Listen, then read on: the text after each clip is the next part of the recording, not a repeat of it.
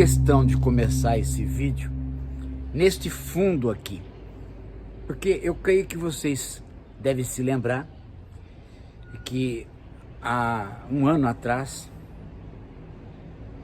nós plantamos essas árvores. Elas eram desse tamanho aqui, ó, bem pequenininhas. Daqui de cima elas nem apareciam. Passou um ano, foi exatamente o ano de término da vida da minha mãe. Deu tempo dela participar das pinturas e ter o jardim inteiro de volta. Nos últimos 6 meses da vida dela, ela conseguiu voltar a sentar no jardim, arborizado, com os passarinhos. Passou a fazer disso uma rotina. Nós conseguimos vencer o tempo. Vencer o tempo e dar de presente para minha mãe a natureza. Enquanto a natureza dela se extinguia, ela via que a natureza que a produziu, a chamada a natureza, iria continuar florescendo, da qual ela ia participar ao integrar o cosmos. Veja, gente, estas árvores aqui, ó, esse aqui é um algodão. Esse aqui é um algodão, o tamanho do algodão. Ele está lá embaixo. As outras também estão lá embaixo. Essa aqui já passou a casa.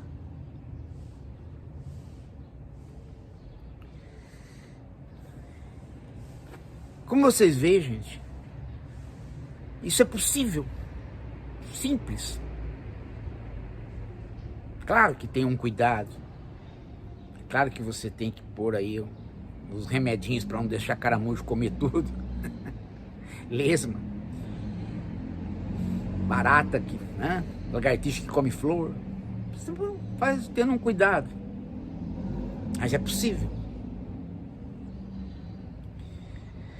O problema é que a gente não pode confundir isto que é produzido artificialmente com a ideia de que a gente pode derrubar uma floresta original para depois reflorestá-la. É aí que está o problema, gente. Um problema que muitas vezes a gente não nota. O sujeito olha para isso, fala, tá vendo? É só plantar. O próprio professor Paulo está dando um exemplo. Então, se a gente tiver algum dano na Amazônia, é só plantar de novo. Esse é o grande erro, gente.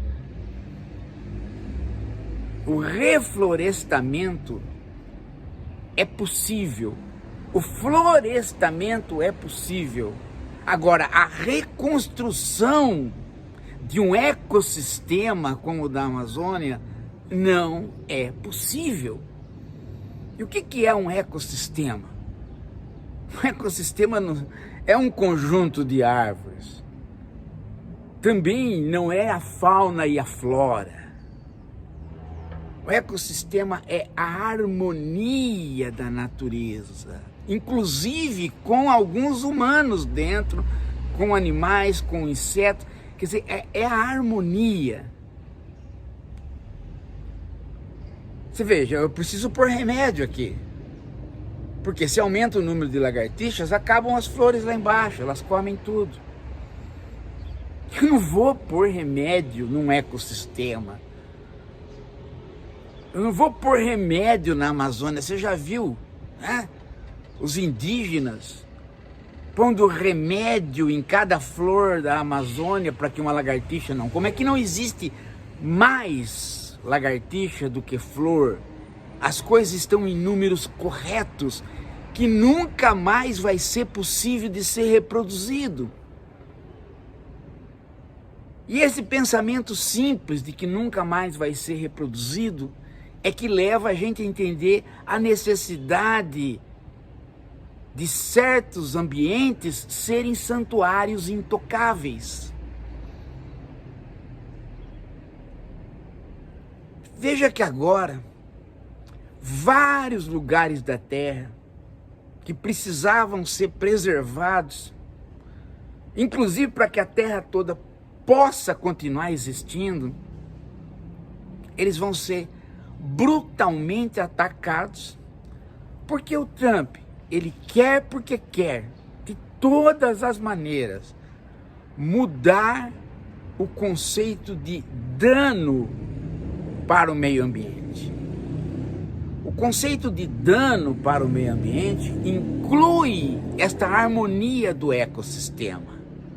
Ele quer mudar de modo que ele possa fazer, né, destruições setoriais dentro de um mesmo espaço. Ele acha que se ele cortar uma árvore,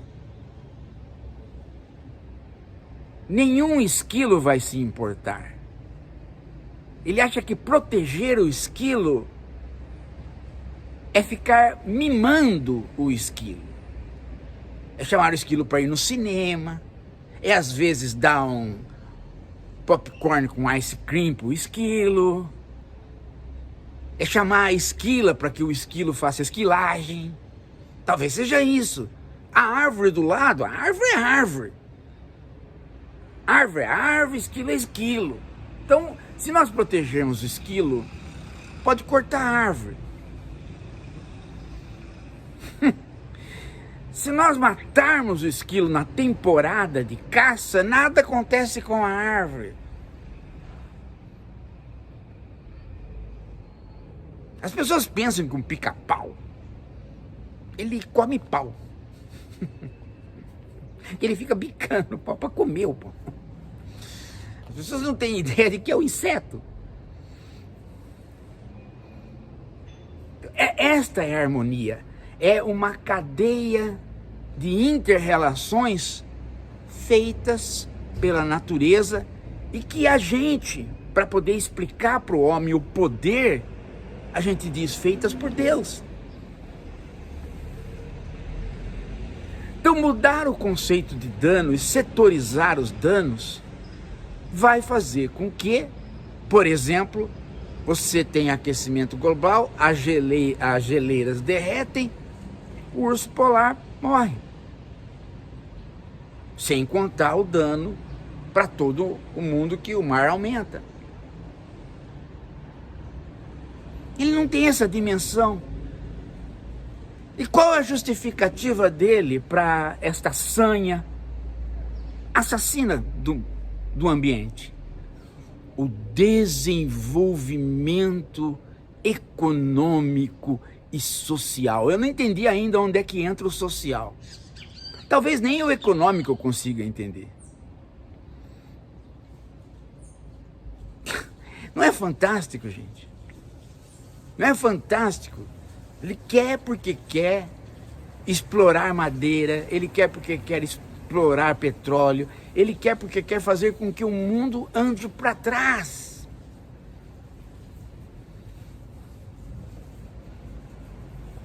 America Great Again.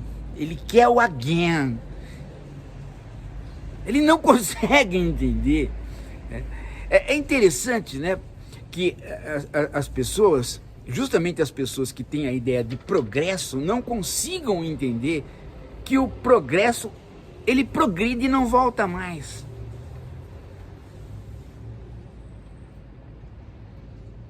E o progresso é destruidor, gente. A ideologia do progresso, ela é destruidora. Por quê? Porque ela sempre vê a etapa seguinte como melhor que a etapa anterior. Então ela sempre vê a positividade naquilo que aconteceu. Ela tem um certo realismo, do tipo assim, eu sou realista, as coisas são assim, vão ser assim, se eu não explorar, outro explora. E esta ideia vai se perpetuando em favor do desenvolvimento econômico e social. Nesse sentido, a esquerda progressista e o Trump pensam a mesma coisa. Daí, né, que esta gente que tem um incrível ódio por mulher, essa gente que não pode ver de maneira nenhuma a mulher soberana, a mulher como um indivíduo,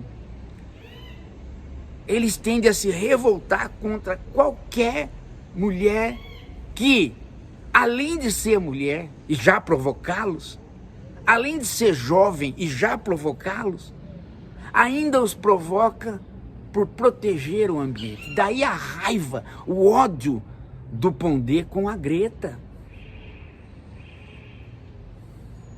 Daí a associação de certos baitólogos indo atrás de nazistas e fascistas, atrás do nacionalismo para o desenvolvimento sustentável. Associa-se aí a misoginia,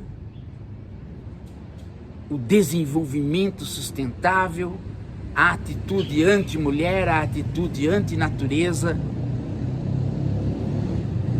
a corrupção da natureza. Até porque, né, a mulher representa para eles a natureza, por conta do nascimento, por conta da gravidez.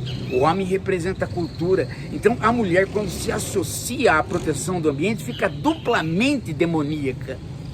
Então a Greta tem que ser atacada. E o Pondé, como ele tem ódio e inveja de mulher, ele tem ódio porque ele não consegue dominá-las, e ele tem inveja porque ele gostaria de ter uma grande xoxota para ser penetrado, e ele só pode ser penetrado por trás, que é o que ele faz. E isso junto com o nacionalismo do Trump, o nacionalismo que está praguejando aqui e ali, e que leva baitólogos, ou seja, biólogos de baitolagem, a simplesmente participarem de buscas de nazistas para ajudá-los. Daqui a pouco esses baitólogos vão estar pagando viagem para o monarca voltar, o menarca, sei lá, voltar para o Brasil para beijá-los. É incrível também, gente, que reparem como há uma certa, né, esses dias mesmo eu ouvi dizer que um desses baitólogos, né, nacionalistas e meio nazistoides, ele dizia que se ele correr, o pezinho dele dói. Então se alguém corre em direção a ele e o gruda por trás para penetrá-lo, ele não pode fugir. Meu pezinho dói, eu não posso correr. É interessante que eles acham justificativas para as práticas deles. Todas, até isso. Mas também isso já é uma denúncia da própria natureza. Ele não consegue correr porque o pezinho dele dói, é porque ele, na sua própria natureza de baitólogo, a natureza dele está falhando.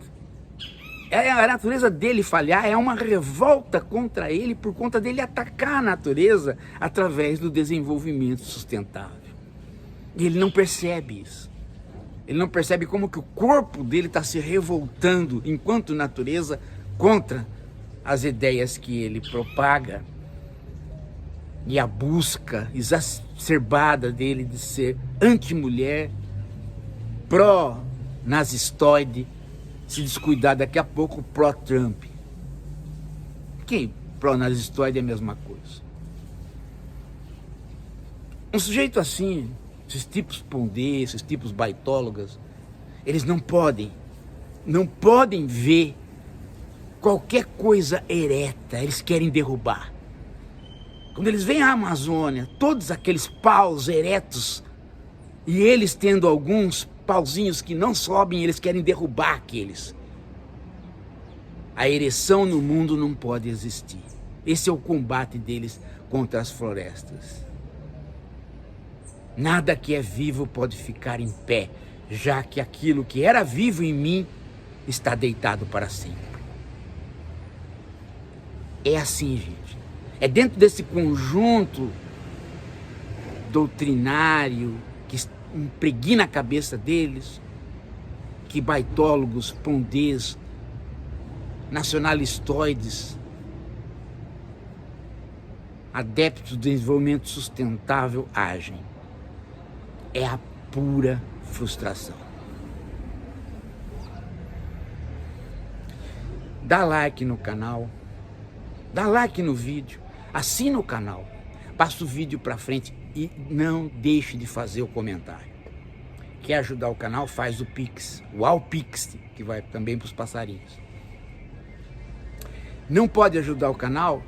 Ajude mesmo assim, dá um pouquinho. Se cada um dá um pouquinho, o canal se mantém. E nós, cada vez mais, estamos convencidos que precisamos manter a esquerda reflexiva. Daqui a pouco a gente volta.